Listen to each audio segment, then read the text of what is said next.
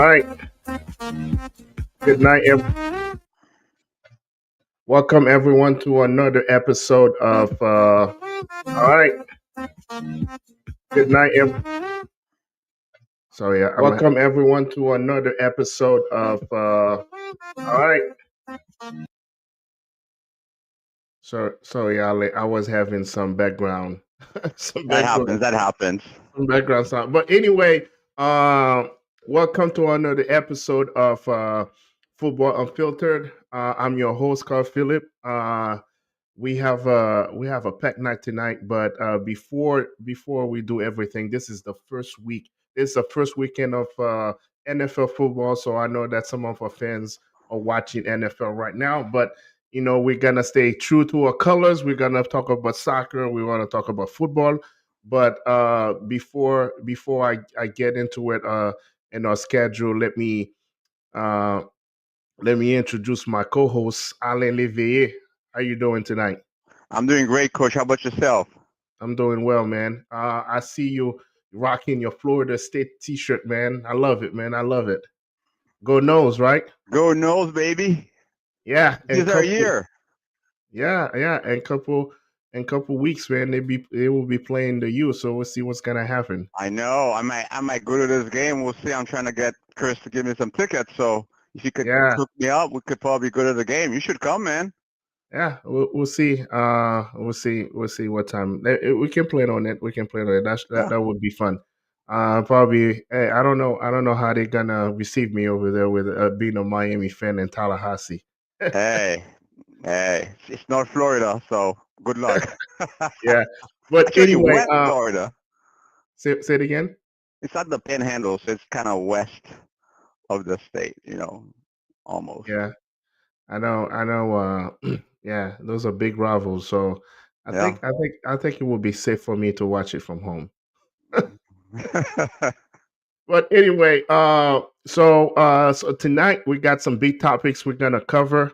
Obviously, we playing the World Cup qualifier because we're getting ready for the World Cup. Very excited about it. So this past week, the South American and European teams they had a couple games to play, uh, and the talk is Messi play his final home game at home. So we're gonna kind of discuss about that.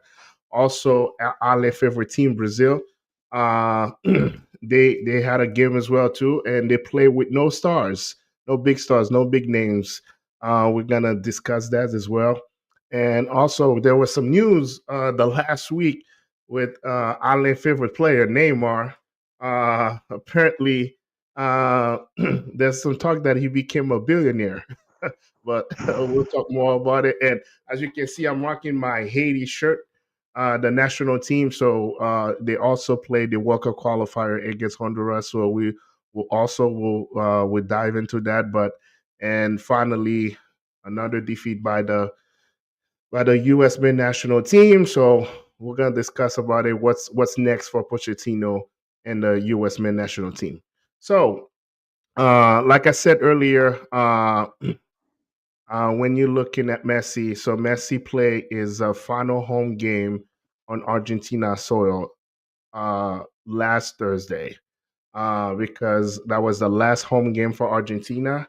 And they say that if there's no other friendly going on, uh, so that was considered the last home game for Messi with the Argentina shirt. So Ale, I know how you feel about Messi and so on, but I know you're gonna talk about it objectively. So do you think that that was Messi final home game for Argentina? Well, I mean that's a great question. I don't.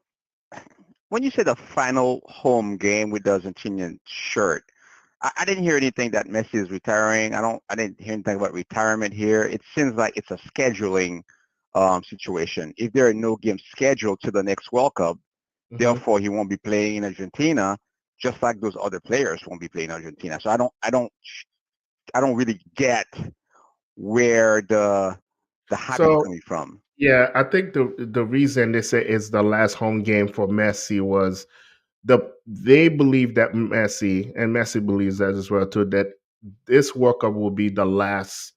Uh, he will retire after after this World Cup if Okay. he plays in the World Cup. Now, uh, until the World Cup, there will be no home game. There will be no game for Argentina playing at Argentina. Does it mean that Messi won't be playing for Argentina? There will be no game scheduled for Messi to play in Argentina. So that game last week was considered his last home game playing for Argentina. Now, anything can happen from a scheduling standpoint next year. So Okay. for the Filanissima are gonna be playing in Europe, so there's no scheduled game between the last qualifier and next year before the World Cup for Argentina to play at home. So that's where they were saying that and thinking that he's gonna retire after the World Cup if he plays the World Cup. Uh, uh, So that's why they said that it was Messi last home game in Argentina. Yeah. But it doesn't mean that it was Messi last game for Argentina. No, that makes sense. I mean, Messi has had an amazing career. I know we were talking before the show. He's been playing for Argentina since 2005. Yep. And I think he has more than 182 caps, scored over 108 goals for the team, and won the World Cup in 2022. So he had an amazing career. Messi is known to be one of the best players of the sport. So clearly, if he's retiring next year after the World Cup, I can understand why, he feels kind of sad for the Argentinian fans and also for the soccer sport world to know that we have one of our greatest players, playing his last home game. So I think it's a great accomplishment. I don't think we should be sad about it. I think we should celebrate it. I think he's given it all to the sport.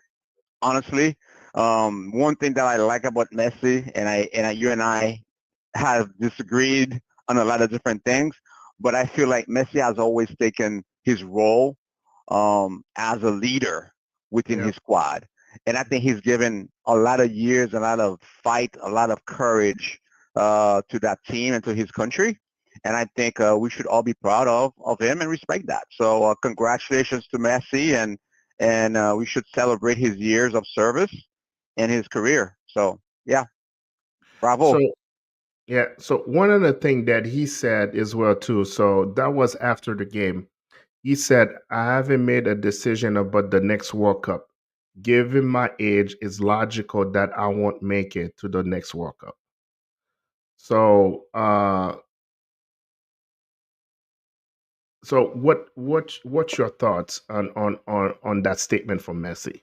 Yeah, I mean, I think Messi is being um, very humble and he's trying to lower expectations. I think Mhm. he's actually playing the expectations game, right? He knows that the public wants him to be part of the World Cup.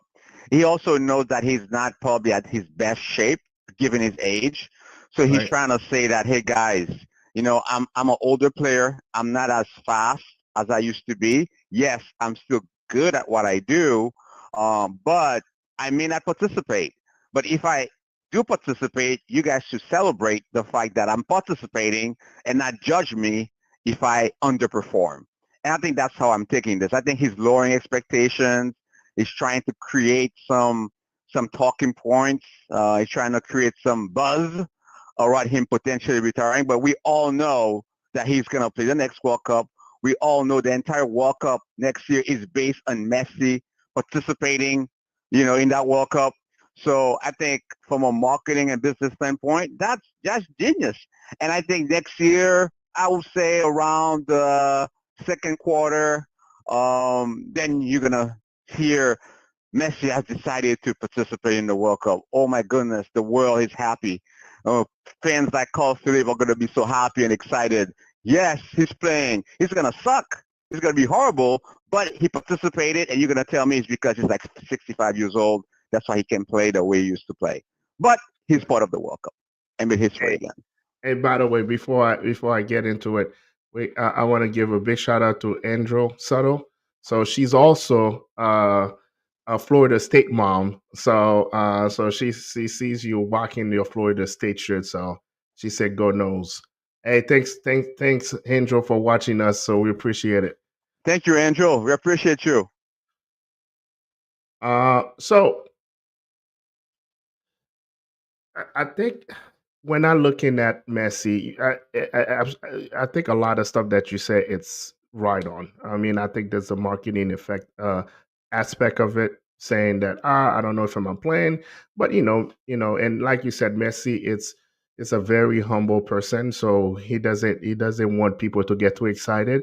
But I think there's a part of it that uh, there's the age factor as well too. So, and I think that's what he said.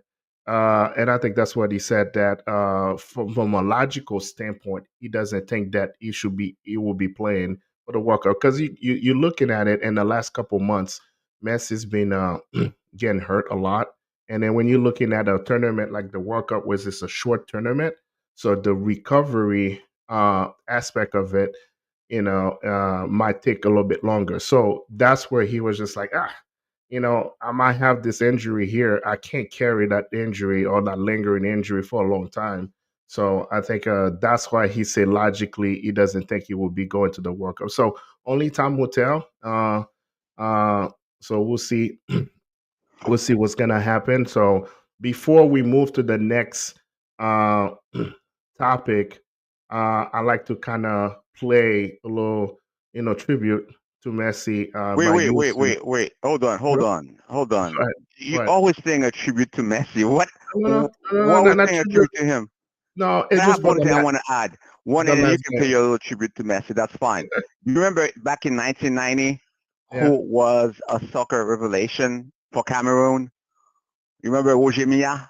yeah, He was like 38 years old, right? Was he that age when he played? Correct me if I'm wrong. He played in yeah. 1990. He was that same age, Was it? right? Yeah, I don't remember. I remember if he was 38 or 36. But yeah, you're right. He was later in his career. Uh, And he yeah, played back-to-back World Cups. He played the 1990 World Cup and the in 1994 '94. World Cup. Mm-hmm. He was 42 years old. Was So, he? which Was he means that 43? Emir was the best scorer for Cameroon. He was fast. He was dynamic. So all Yeah. this to tell you is that Messi can still play and could still make an impact. It's been done before, right? So I think what we're saying, he's playing the expectations game, of course, and then we'll see. But he'll be there. I'm 100% sure that he'll be playing next year. All right. So, like I said, the tribute that I was is just to highlight the last game that he played a home soil for Argentina. So let's just watch that little tribute.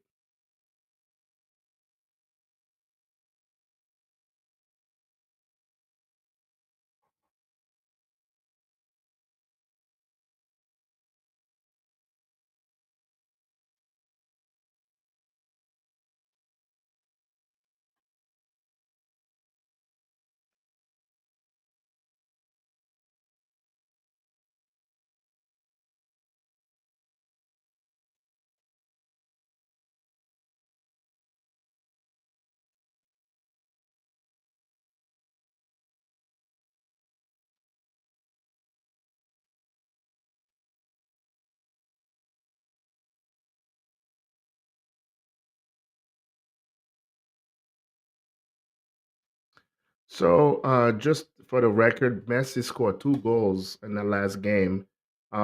He was very emotional in the game, and especially, when you're looking at, the history with Messi on Argentina, there were times that they thought that Messi was more Spaniard than Argentine, when for the most time he loved Argentina more than anything, right? And I think when you have 80,000 people chanting your name and finally give you the respect you deserve on home soil, so that was a pretty touching gesture from the Argentina people. But uh, like I said, as a football fan, we still want, he gives us a lot of joy.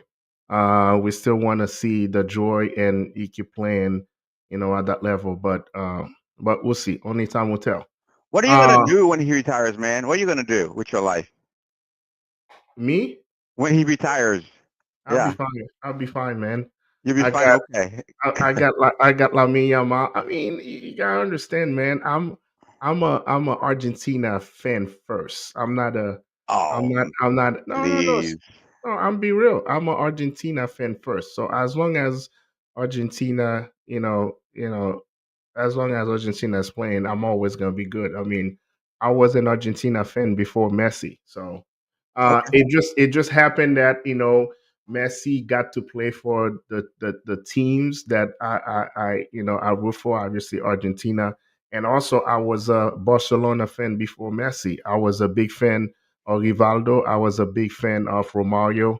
I like the team back then. So it just happened that Messi ended up playing for two of my favorite teams.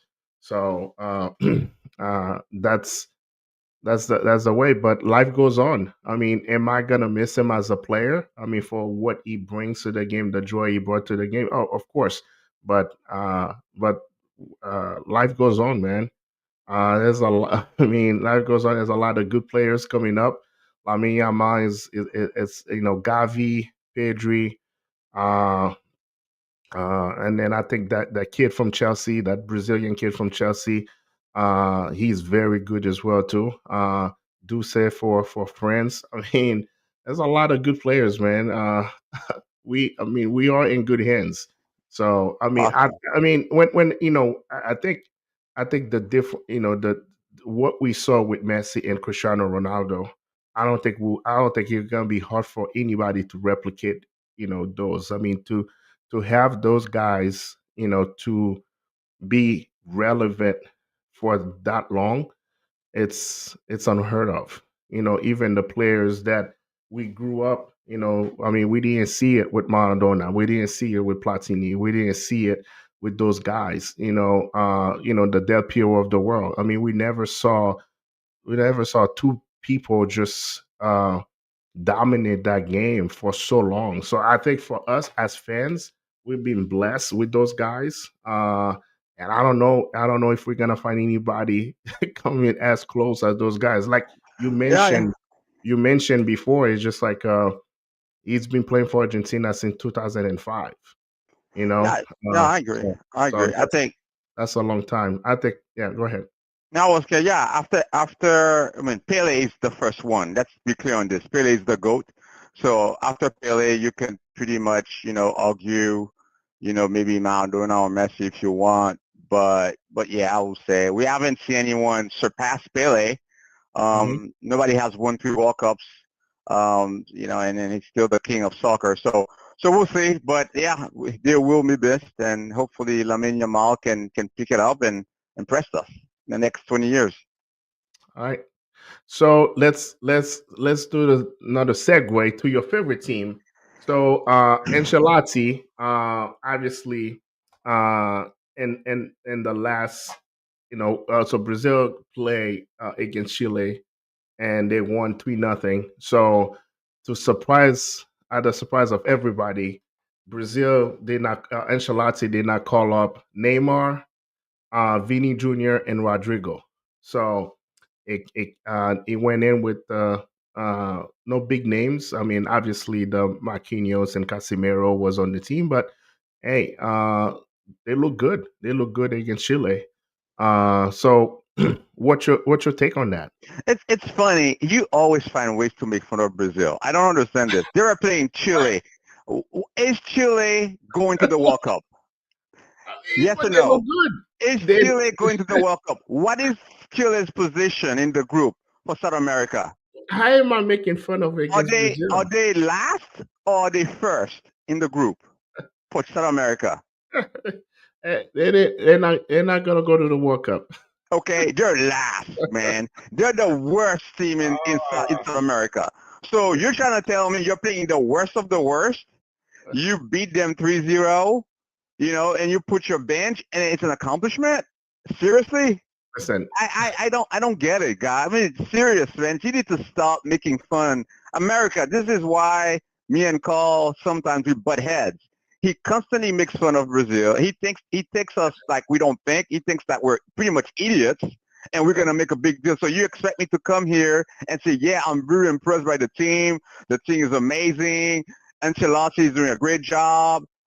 Bro, he was supposed to win the team with 5 players. He didn't even need to start 11 players.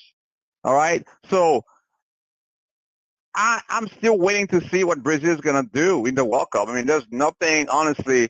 I mean, they made it great, but again, the expectation for a team like Brazil is not to make it to the World Cup. The expectations are for Brazil to win the World Cup. So we expect him. He has pretty much less than a year to build a team, fix our defense, fix our offense, and make sure the team can work together. And to be honest with you, we're going to talk about Neymar next, and I think we're starting to see that it's okay to move on from Neymar. I think we have enough players. There's enough talent in Brazil to be able to build a team without Neymar and see what they do. So, Hey man, listen, I was not making fun of Brazil. They have to play with the team that on their schedule. So what I'm saying is they play they play against Chile. Okay, I mean whether or not Chile is not the Chile we used to know, back in 2014 or 2015. But again, uh, I don't know. So I think let me put it this way, and then that's where I wanted to get your opinion on that. It's it's for you. You think that it's Ancelotti strategy to see that, okay, now that I'm going to the World Cup, let me try out some new players and see what kind of depth that I have. So, do you think that that's a strategy to be like, okay, I've known what Neymar can do, I know what Vini Jr. can do, I know what Rodrigo can. I mean, both of two of those guys, he coached him at Real Madrid. But is it for him to say like, let me try players? I don't have a lot of games between. They already qualify. I don't have a lot of games between the qualification and the World Cup. So let me try to different players and see, you know, I'm how deep the team can be. I don't know. So I'm asking you. So do you think that that's a strategy uh, yeah, going yeah, forward? I agree. I think definitely there's a sense that that's what he's doing. He's trying to kind of see what kind of bench strength that he has. Hmm. Because keep in mind, we still have a year of soccer to play in Europe, right? Yep. You have injuries. So Yep. there's no guarantees that Rodrigo is going to be available, that Vini Jr. is going to be available. You just never know. Europe is still a very competitive uh, soccer league, right? They play a lot of soccer every single week, right? So I think a smart coach will be, let me try to find out what I have. Let me try to build a sense of chemistry with new and young players. Again, players that are hungry. The issue that I have with Brazil, and you and I think we agree on this, right? I think we Hmm. have a lot of players that are more into the stardom, more into the money and the financial success and try to be like the Neymars of the world versus Yep. playing for the team and having the passion to win the World Cup. So if Ancelotti's strategy is to go and recruit young talented players that are passionate about the sport, that do care about bringing a World Cup to Brazil, I am all for it. And he should be doing that. I think we know what Vini can do. We know what Rodrigo can do. They're going to get their expertise and their experience in Europe this year, which is fine. But I think right now his job is to go back and start replacing the Neymars of the world. Find the next Neymar. Find 2 or 3 Vinis. Find 3 or 4 Rodrigos so we could be ready for the World Cup next year. No, no. I think that's uh, well said, Ali. Well said. So I know, like I said earlier, I know a lot of our fans are watching the NFL right now because it's the first week of the NFL. But if you miss the show and then you want to watch it at a later time, we also on YouTube. Please subscribe to our YouTube channel. It's Football Unfiltered, and also we are we on the Instagram as well too, with Football Unfiltered, and we on Facebook as well too. So if you missed this show, especially Alan is dropping some knowledge here, so please catch it at a later time on YouTube and Instagram. Yeah, I mean, I think you're right. and that's what a good coach does, right? He wants to see what he got, at his from his Arsenal standpoint to see what he needs to do and try it. I mean, like I said, Brazil already qualified, so this is the perfect opportunity to try people out. Uh, instead of try to wait in couple friendlies, because with friendlies, guys are coming from playing the seasons and then they just come in. There's not a lot of continuity, so yeah, I think he tried to figure out what team, what kind of identity he wants to have with his team. So, I mean, he's a great coach. He's a proven winner.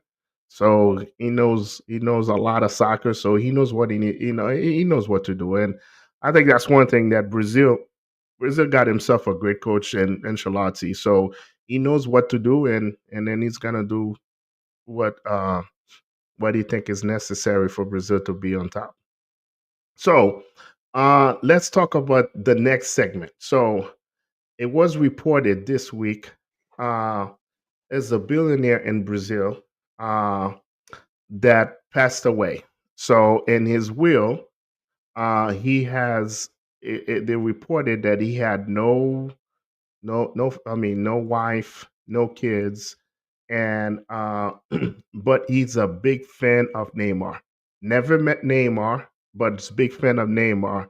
And then when he had all his will, he want all his money to go to Neymar. So you talking about lucky, right? So Neymar's already worth $300 million. So, but I think the I saw the news for the first time on Good Morning America, and if you go on the internet, it's everywhere on the internet. So I think when you talk about this is the ultimate extreme of fanhood, somebody just give all his money, all his fortune to someone that he never met because what they say is he loves Neymar so much, so that's why he makes sure that all his fortune goes to Neymar if he passes away. So Ale, I know how you feel about Neymar, and then now this is not a football. It's not a football, like we're not talking about him as a. I mean, yeah, him as a football player. That's why that guys love him, but we're not looking at how he's performing on the field. So what's your take on that? Just somebody that you never, I mean, imagine somebody that you never met in your life, and you had that much impact on that person that that person feels like, hey, I need to give you all my fortune in case that I die. So what's your take on that? I'm trying to understand what kind of impact that he had. I mean, what has he done? I mean, honestly, yes, he won. He gave Brazil the first Olympic gold medal. But what has he brought to the game for the country? And I get it. You could love a player, and I understand that. But to be able to give him everything that you have, that means there's something about Neymar that this guy really loves. So for me, it's like I think Neymar is a lucky person. I don't want to start. I don't want to sound a little bit like resentful because I didn't get the money. I wish he gave it to me, but I guess he doesn't know me.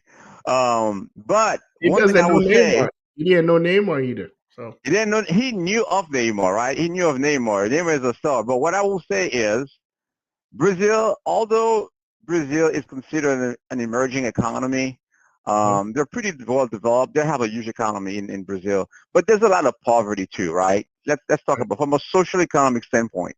You have a lot of kids living in poverty, a lot of mhm, women and children and families in poverty.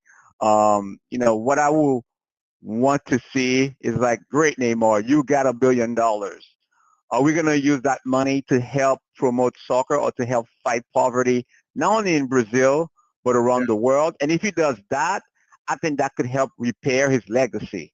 But if he takes that money just to buy stuff and just like spend more money, that will show that the level of maturity that we expect of him is not mhm. quite there. So I think it's a great thing that he inherited $1 billion.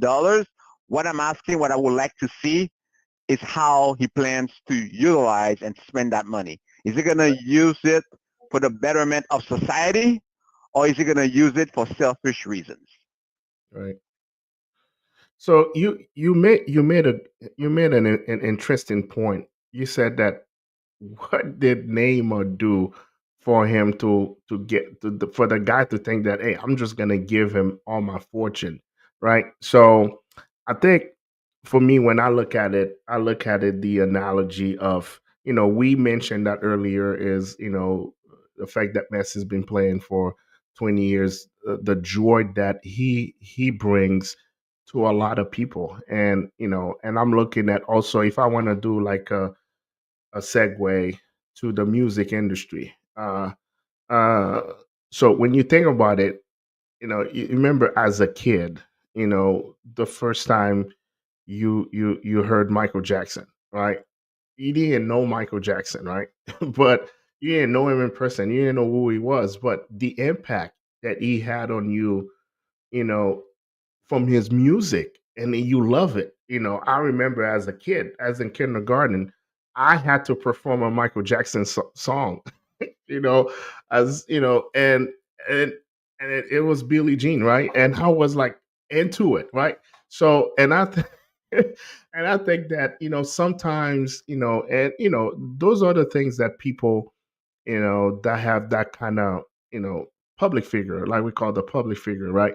The type of impact. So we don't know. I'm a joy Neymar gives them. I think sometimes we want to look in at from titles perspective and say, all right, he didn't win the title with Brazil, or he only won the the Olympics with Brazil. Maybe that was the title that he enjoyed the most, and the fact that Neymar, was behind Brazil winning the Olympics. So I don't know, but I think for us sometimes we looking at it from one way. I think we got to look at it also was, even though he never met the guy, but he felt like he was connected with Neymar some way or the other, right? So he was just like, man, this guy, when I was going to my worst moment, I watch him play and then I was happy, right? Or and sometimes, even ourselves, when we go into our worst moment and we hear a song and we be like, how many Usher song or any R&B song that help people go through a breakup, you know? So probably that's how he was connected to Neymar. But like you said, I think you made a valid point. I mean, hopefully Neymar. Obviously, Neymar's corner hasn't said anything about it. They haven't come out and say, "Yeah, we're gonna get the money." But at the same time, you still want to see the money put some to good use, right? What they're gonna do, maybe build some more football camps, or having giving more to the back to the community. I mean, Neymar has done a lot of community work, so we'll see. We'll see. Only time will tell. I will pay a lot of money, coach, to see you perform Billie Jean or Beat It. Is that what did you play? Was it Beat It or Billie Jean? I don't know. Was it Beat It? I think he was Beat It, man. I think that was Beat It. So did you do the move? Did you do Yep. the moonwalk? Yeah, Did you moonwalk? I did the moonwalk, man. You remember that back at home, man, back in Haiti. I know, I You have know. to you have to have like a performance, and that's one of the things that I had to do, man. I had to go on stage and perform like Michael Jackson. Can you let America hear your scream, your Michael Jackson scream? Let me hear it. No, man. That was like 40 plus years ago, man. Oh, I think okay, I, I think I think I'm past that. But okay, all right. but anyway, like I said, and I think we talk about that as well too. I mean, it just like if we're looking at Kobe Bryant, right? So Kobe Bryant is about our age. He was like a year or 2 years older than us, but he looked like he grew up with us, even though we never met the guy. It looked like he grew up with us. But and when he passed away, I felt like, man, I lost one of my friends. Even though I never met the guy, but it just like you know, we grew up with him. I remember like it was yesterday when we were at St. Louis and he was going to prom with Brandy, and then we were talking about it before school starts. You know, it was just crazy. But you know, those are the things that happen in life that we can understand and we can explain. But anyway, so let's flip the script. Now, you know, as you can see, I'm wearing my Haitian shirt, and I think this is the part of the show that we're gonna speak in Creole. So, Alain, Haïti tape joué avec Honduras. So, match a fini 0-0. So, let me let me bring the current status. Donc, kounya la nou nan groupe C. Chance pour nous, tout le monde dans le groupe C, dans le premier match, yo tout fait match nul. Mais comment bah ça marché? Donc, il y a trois groupes. So, équipe qui finit premier dans chaque groupe est qualifiée pour Coupe du Monde là. Et puis, équipes je pense que deux dernières équipes, non, équipe qui finit deuxième, y a long tournoi by ça. Donc, m'te gen opportunité gade match Haïti a. Nous ratons paquet de goal dans match avec. Un paquet de goal dans match a. Donc, est-ce qu'on pensait que genre situation est-ce qu'on pensait que Haïti va la Coupe du Monde là? Bon, je vais expliquer là là. Il paraît que nous avons opportunité pour nous aller. Et nous ratons un peu le goal. C'est parce que nous n'avons pas réussi à concrétiser l'action. Si nous avons fait au moins un goal, nous avons calé pour 1-0, nous tapons dans cette groupe là.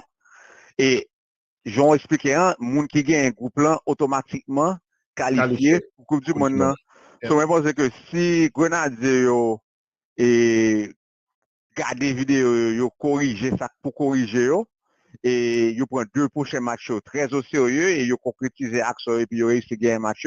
Mais parce que Haïti a de très fortes possibilités malgré le climat qu'on vit là pour nous à la Coupe du Monde là, et si nous réussissons à la Coupe du Monde là, je pense que là vraiment au bagage que le pays a besoin au moins pour nous comme quand on a un brin d'espoir pour nous gagner ou sorte de pas connaître pour peuple là qui a au moins uni mais pour nous gagner un petit break comme si ça va j'en fais depuis 1974 et moi je pense que c'est au mondial qui clé qui critique qui primordial pour même souveraineté nationale nous en tant que peuple parce que si nous pas gagner ça mon cher pas contre ça qu'a prêté nous encore parce que pas gagner aucune nouvelle que m'entendez internationalement qui est positif pour Haïti et it feels like que c'est seul ça qui gagne. So, si Haïti va demander Grenadier avec tout staff technique là, si nèg yo ka vraiment garder erreur yo fait yo, réaliser que nous pas loin pour nous qualifier, c'est gagner de match ou bien sortir pour bien dans le groupe là et pour nous qualifier, mon cher, si nous fait ça même, nous quand même changer Haïti. Ça me pense. Non, d'accord, ça va voir. J'en dis là, nous besoin tout nous besoin on qui pour passer pour nous avoir son bail espoir lié. Donc, chance pour nous, nous gagnons un point. Parce que un point, c'est un point lié. Parce que l'orgue zéro, c'est il fait ballon petit peu plus difficile. Pour moi, ça qui est un petit genre Tetris pour moi, le même regarder match, on a regardé match avec maman, ma papa, ça, et puis kounya, m'pa ouais qui côté match a jouer. Me dit côté match a jouer là, dans qui stade a jouer là. Pas gen moun dans stade là, mais quand c'est l'homme vient d'apprendre que match a joué Curaçao. Avait dit que ou parler de ça à cause de situation politique dans le pays. Donc avait dit match obligé jouer à l'extérieur. Donc avait dit que pour moi, me dit monsieur pour Haïti a joué pour Jean Haïtien aimer football. On veut dire là pour l'équipe nationale à jouer puis nous close kounya pour dans la Coupe du Monde là nous même ka ouais Haïti même ka regarder match Haïti là Kali.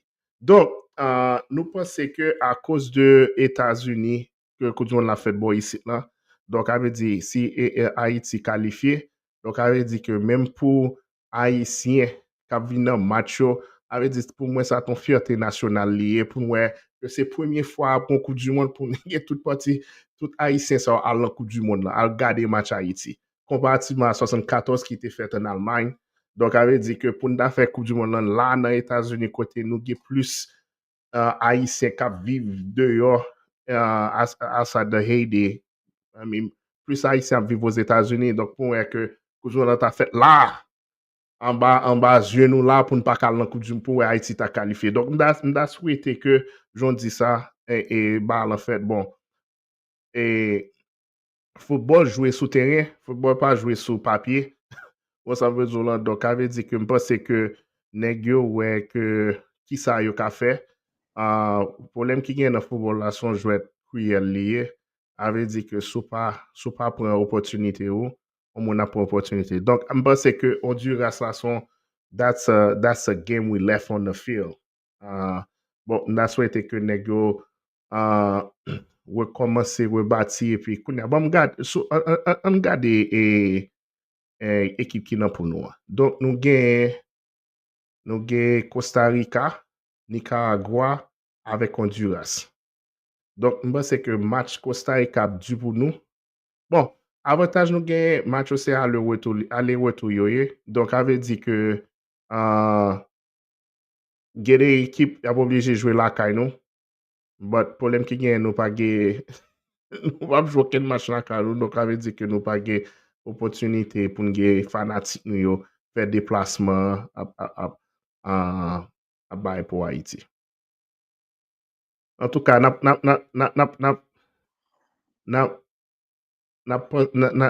espéré toujours Fafa Pico est blessé dans le match. On a souhaité que blessure monsieur à son combat sérieux lié et que monsieur a continué. Mais c'est prochain match nous n'a joué semaine prochaine. Faut me garder à qui est-ce n'a joué. Je pense si c'est Nicaragua soit Costa Rica que n'a joué. Mais n'a joué semaine prochaine. J'espère que tu fait match Miami. Si tu fait match Miami, tu as plus de représentation haïtienne. Et but pour une raison pour l'autre, tu décidé de faire le curaçao. Donc, bah connais. Non, connais even même Miami tout bah là son un petit genre délicat, comment ça veut dire là parce que Ouais. faut nèg yo gen visa pour yo entrer aux États-Unis si yo pas gen visa et puis also tout même équipe yo va jouer à tout pour équipe ça prend visa américain pour venir jouer aux États-Unis tout donc ça veut dire que bah là un petit genre délicat l'on regarde Mais aussi.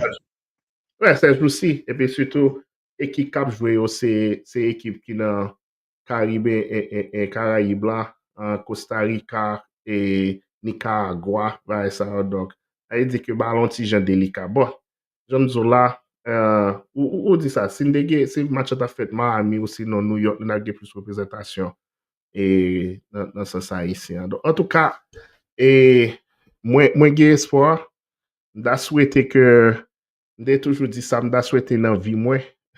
Moi, Haïti, je veux Coupe du Monde parce que l'autre joué à 14 ans, nous avons fait.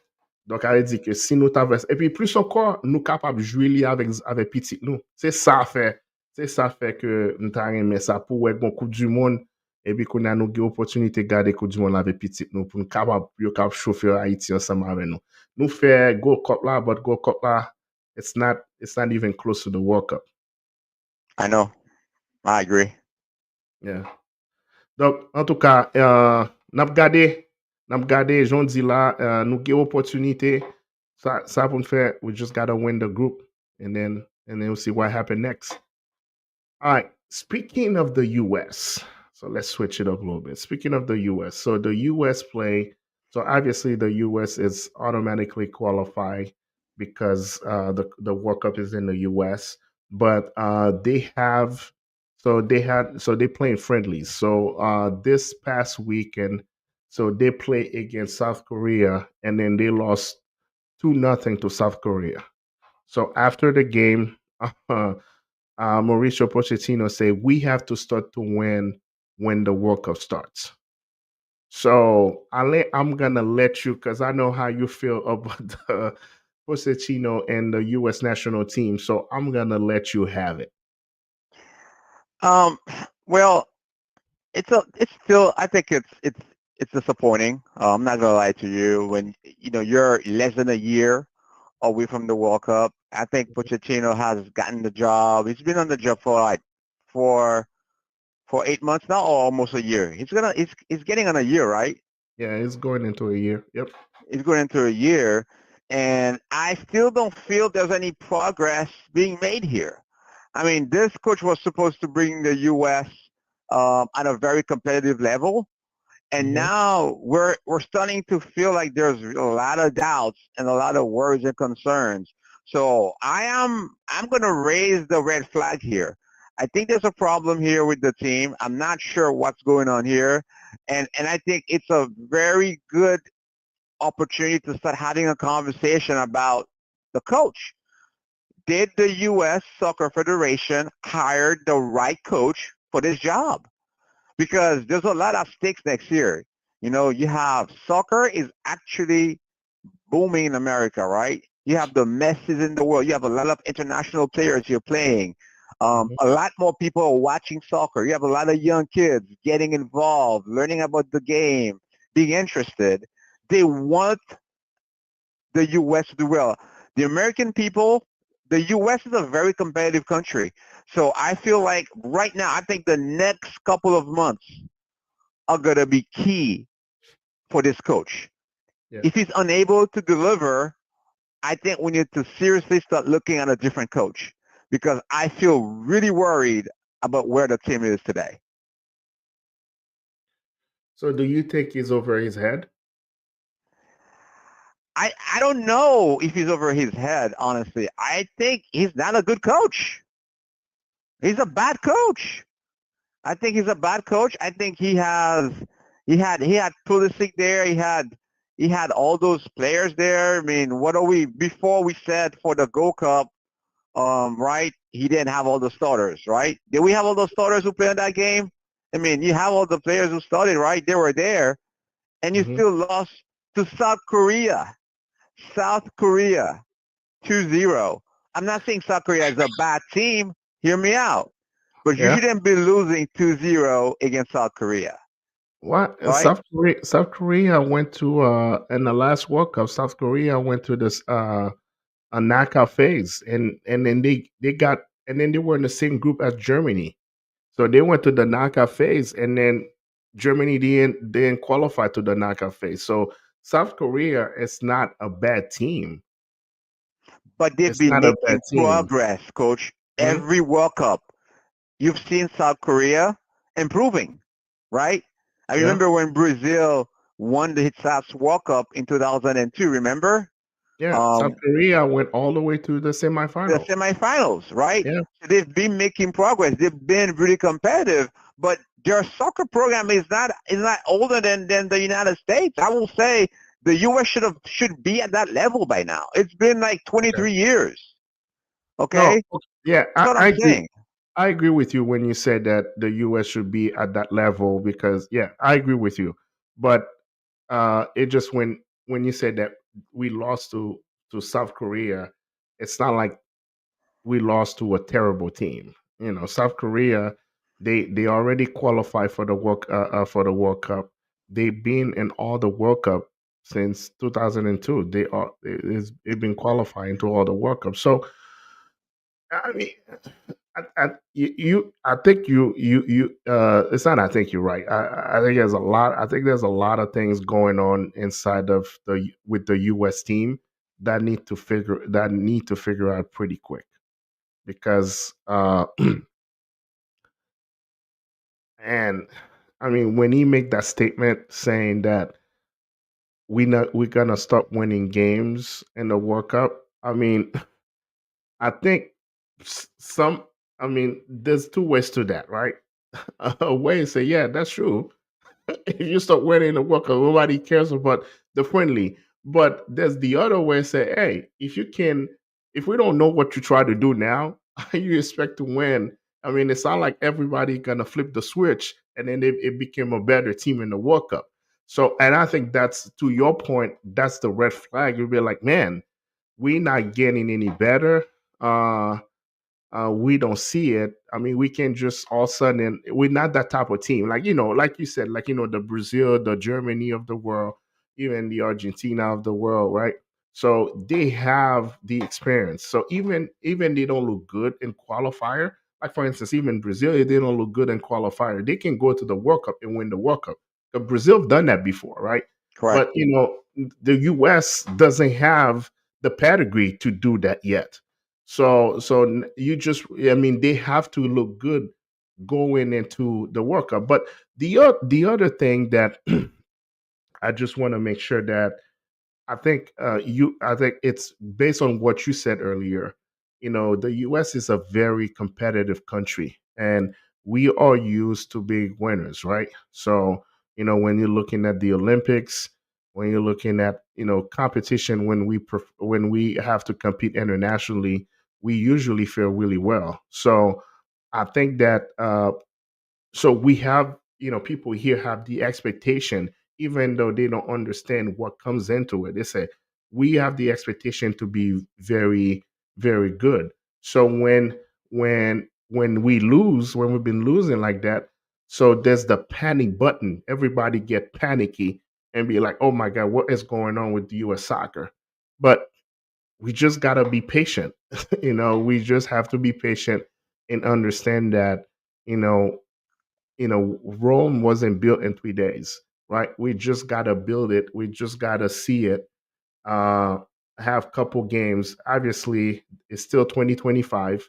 We have opportunity to have more friendlies to play to try to put everything together. And in reality, what matters most, it's the first game of the World Cup. That's the only thing that's the most important. So you go in the first game on the World Cup and then you win the game or you win the group and you qualify for knockout phase, everybody's gonna forget about all those games that they lost, right? So as long as you get the team ready for the World Cup and then they perform in the first game of the World Cup. But to your point, that sounds good on paper, but if we don't see it, the product on the field, it's like we become delusional, right? I think so. I think so, Coach. I think I'm going to make a recommendation here. I'm going to be very blunt. I think the U.S. Soccer Federation needs to go after Zidane. If they want to make a huge impact right now, go get Zidane, give him a 10-year contract. Give him a decade to reshape the program and build it, because we know Zidane has that ability. He's experienced. He's a great player. Um, we know also he wanted to coach the French football club, soccer national team, and well, Deschamps has it now. They're not going to give it to him, but he's there. He's available. They went after Klinsmann a few years ago. Why not Zidane? Why not go after him? I think he could contribute greatly to the U.S. So I think they should go ahead, bid for him, make him a nice offer, bring him over for the next 10 years. Yeah. I mean, yeah, I agree with you. But one thing I see is hopefully, and I think if the whole Zidane thing has to work, they have to change the whole philosophy of how football is in the United States.